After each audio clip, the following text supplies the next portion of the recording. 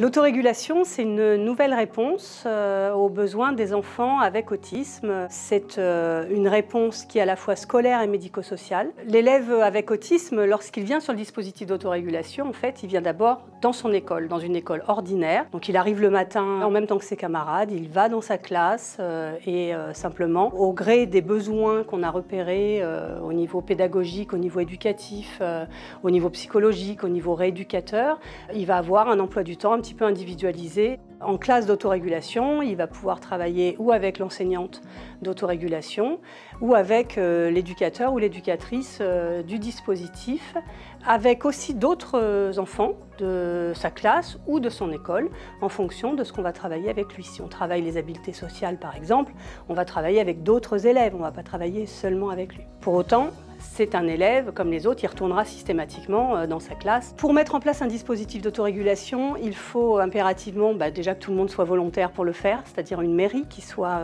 engagée dans cette démarche, une équipe pédagogique, enseignante évidemment, qui soit aussi motivée, une équipe médico-sociale qui vienne en appui et qui soit dédiée, et un projet d'école qui intègre bien ce dispositif, donc pour que l'ensemble des familles aient bien connaissance que dans cette école, il y a un dispositif d'autorégulation. Le dispositif prévoit l'accompagnement de 7 à 10 élèves TSA, en plus de l'ensemble des élèves de l'école qui peuvent avoir aussi des besoins spécifiques. Il est important au moment de la mise en place du dispositif d'accompagner les élèves par 1, 2, 3 maximum par entrée, mais c'est très important pour l'équipe et pour bien accueillir les enfants que cette montée en charge soit progressive.